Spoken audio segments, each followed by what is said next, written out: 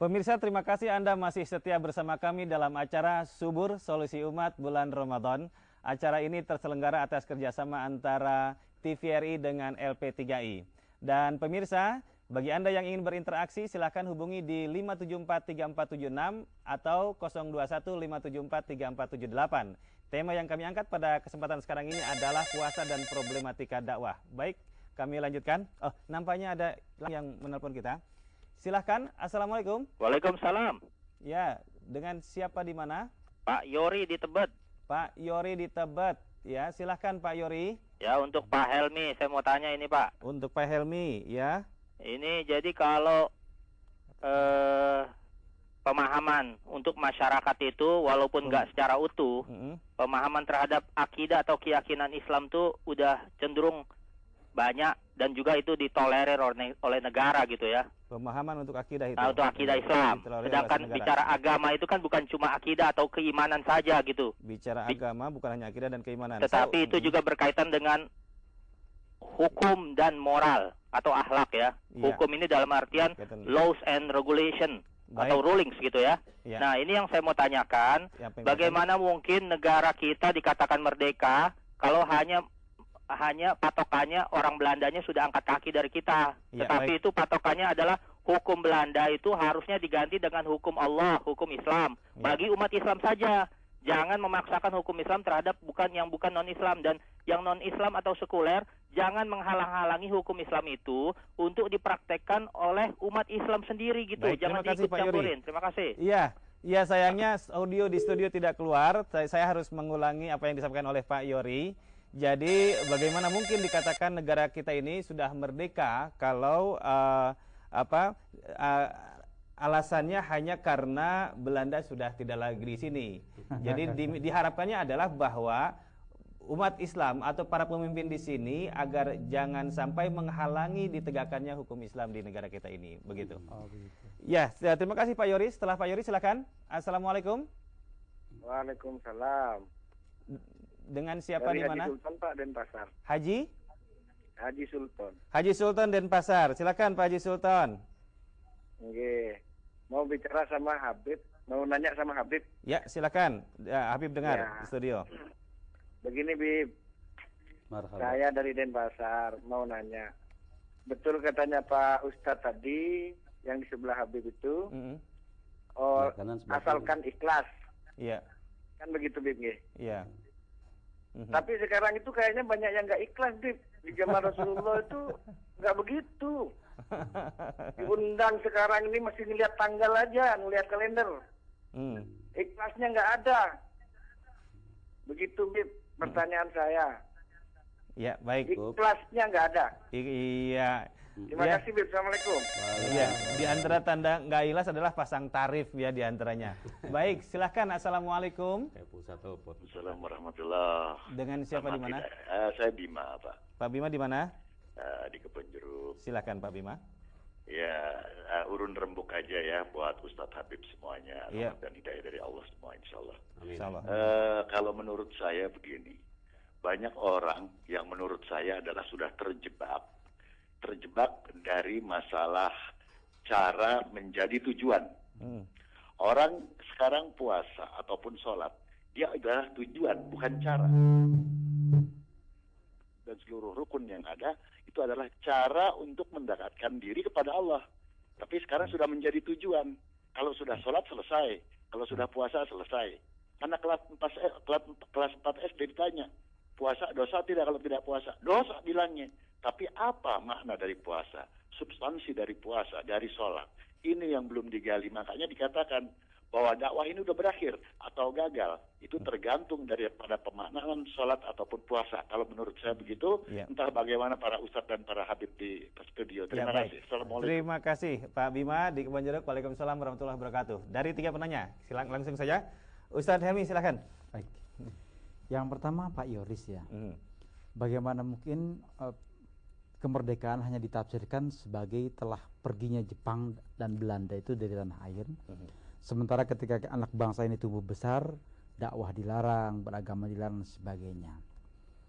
Tentu saja mungkin bukan dilarang, tapi diatur oleh pemerintah. Kalau tidak, maka yang terjadi adalah anarkisme. Karena apa? Harus kita sadari betul Pak Yoris, di Indonesia ini kita adalah negeri yang multikulturalis. Di sini ada 7 agama yang diakui, dan sesungguhnya ada lebih banyak 7 agama, mungkin ratusan agama. Jauh sebelum Islam, aliran kepercayaan, Kristen tumbuh di Indonesia, sudah tumbuh agama-agama orang-orang terdahulu, jauh sebelum Hindu dan Buddha. Kemudian bangsa, etnis bangsa, kita lebih ada 400. Bahasa ada 2000. Ini luar biasa, panjang negeri kita Pak Yoris, dari Sabang sampai Merauke, itu sama dengan antara London di Inggris dengan Teheran di Iran. Maka mengelola negara yang sangat besar ini memang luar biasa. Nah, para founding fathers, para bapak-bapak pendiri bangsa itu sejak awal memang sebetulnya sudah bertengkar sejak awal. Sebetulnya apa sih pondasi dan paradigma negara kita waktu itu sebetulnya? Yang sebagian mengatakan pakai negara Islam saja, sebagian mengatakan negara kesatuan Republik Indonesia, dan Pancasila diperdebatkan. Nah, kalau kita ulang-ulang itu memang kita tidak akan pernah berhenti dari ribut, dari diskusi dan sebagainya. Karena itu hemat saya ini bukan dibatasi, bukan dilarang, tapi diatur, dan kita harus bersyukur gitu kan, karena ada yang pemberlakuan hukum Islam sementara ini kan hanya ada di Aceh begitu. Betul. Iya, bagaimana dengan sikap Pak Helmi dengan pemberlakuan hukum yang memang belum ditegakkan secara merata. Baik. Tidak mungkin menurut saya, lagi-lagi di tengah fakta multikulturalisme Indonesia, hukum Islam diterapkan semua. Yang terjadi adalah taruhannya adalah terpecahnya negara kesatuan Republik Indonesia. Dulu ketika Pancasila dibaksakan, ada kata-kata di butir ke-7 ya, hendaknya umat Islam menerapkan hukum Islam, maka sebagian saudara-saudara kita dari Indonesia Timur segera ingin memisahkan diri dan bikin negara baru. Anda bisa bayangkan kalau misalnya hukum Islam dijalankan di Indonesia, taruhannya adalah itu. Yang kedua, mari kita bercermin juga, toh hukum Islam di zaman Umar bin Khattab tidak semuanya dilaksanakan. Pencuri misalnya harus potong tangan. Di zaman Umar juga potong tangan tidak dilaksanakan. Karena apa? Karena lihat maslahat tadi, ya kan? Fakta sosial, ilat, tujuan agama dan sebagainya, sebab maqasidus syariah, banyak sekali faktor yang membuat hukum Islam walaupun ada nasnya Habib ya. Iya, kalau mencuri harus dipotong tangan, tetapi harus dilihat tadi masalah tadi. Baik, bagaimana Habib? Silakan. Artinya untuk menjalankan syariat Islam tidak harus di negara yang berakidahkan Islam. Minimal manusianya individual masing-masing memperkuatkan dirinya untuk belajar ilmu agama Islam. Sehingga artinya walaupun kita tinggal di negara yang tidak Islam, tapi bisa hidup Islami. Artinya bisa hidup dengan tata cara yang telah diajarkan oleh Allah Subhanahu wa taala gitu. Kemudian kalau seorang Habib aja berbicara begini, apatah lagi kita orang Indonesia kan? Iya. Iya, lanjut Habib. Ya, Habib orang Indonesia. Hah? Indonesia. Iya, sudah hidung aja. Artinya Habib mengetahui betul tarikh-tarikh ya Rasulullah para sahabat. Kalaupun bisa terjadikan itu afdol atau ahsan, itu kan lebih bagus. Tapi kalau memang tidak memungkinkan, ya kita jadilah seorang manusia yang Islami, manusia yang tidak harus untuk menjalankan syariat Islam itu nunggu dulu negara ini jadi Islam. Terus kita nggak melakukan sesuatu yang Islami, ya tidak bisa. Oke, Bib. Realitas di tengah masyarakat kita ada 7 agama yang diakui oleh pemerintah. Betul. Ya. Nah, bagaimana nih umat Islam di tengah yang tinggal di tengah beragam agama itu? Tidak masalah, kum dinukum waliyadin. Artinya boleh saja mereka dengan agamanya mereka, dengan amalnya mereka, selama tidak mengganggu kita dan kita pun tidak mengganggu mereka. Hidup artinya bertetangga dengan tetangga yang bagus. Ustaz Ajeng bisa menambahkan, Ustaz, silakan. Pertama, orang yang memperjuangkan tentang kebebasan kemerdekaan adalah Rasulullah SAW. Ketika kaum jahiliyah menjadikan manusia itu pada kelompok-kelompok perbudakan, itu yang menjadi patokan. Terus lalu yang kedua, ketika kemajuan Islam pada masa Daulah Abbasiyah, itu Cordova itu adalah pusat kesuksesan Islam pada waktu itu. Dan umat-umat yang lain, Nasrani, Yahudi terlindungi oleh Islam. Karena tetapi sebaliknya ketika perang yang memang diawali oleh peperangan antar di dalam dikuasai oleh non Muslim, Islam dihabiskan. Cuman hanya Jidan aja, Jidan yang pemain bola kemana itu yang Islam sisa-sisanya itu. Nah, lalu bicara soal kemerdekaan, ada kaitannya dengan LP3 ini. LP3 berjuang untuk bagaimana memerdekakan pengangguran. Ketika tugas itu adalah pemerintah, bagaimana problem-problem pengangguran kita ini adalah mencari solusi bagaimana supaya lulusan kita ini tertempatkan kerja. Nah ini yang menjadi persoalan bangsa. Banyak lembaga yang hanya menolorkan, tidak bertanggung jawab terhadap lulusan. Iya, terima kasih Ustaz Aceng, Habib, Ustaz Helmi. Sebetulnya ada pertanyaan yang belum terjawab, tapi nanti akan kita lanjutkan. Pemirsa di mana saja Anda berada, pertanyaan tadi akan kami lanjutkan dan akan kami jawab setelah selingan-selingan berikut ini.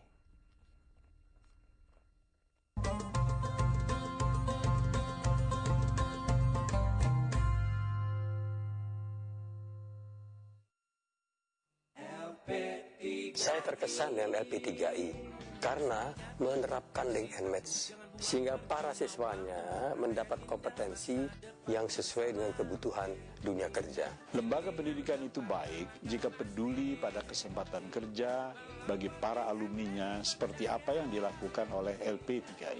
LP3I saya dirikan untuk mengurangi pengangguran di Indonesia. Terbukti 55.000 alumninya telah bekerja. Assalamualaikum. Waalaikumsalam. Ini buku tentang apa? Ini buku tentang serangga. Ilmu dan pengetahuan itu ternyata sangat berguna buat kita. Karena itu kalian harus banyak membaca buku. Apakah belajar itu termasuk ibadah? Iqra bismi rabbikal ladzi khalaq. Ini adalah surat yang pertama kali diberikan Allah pada Rasulnya.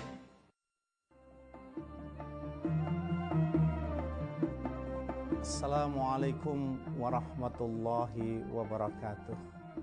Marhaban ya Ramadan.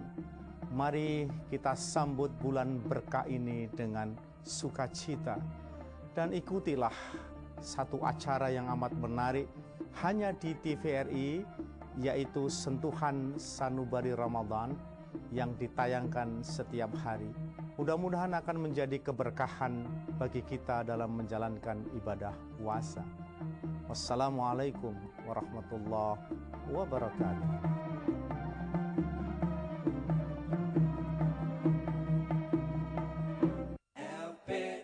Saya terkesan dengan LP3I karena menerapkan link and match sehingga para siswanya mendapat kompetensi yang sesuai dengan kebutuhan dunia kerja. Lembaga pendidikan itu baik jika peduli pada kesempatan kerja bagi para alumninya seperti apa yang dilakukan oleh LP3I. LP3I saya dirikan untuk mengurangi pengangguran di Indonesia. Terbukti 55.000 alumninya telah bekerja.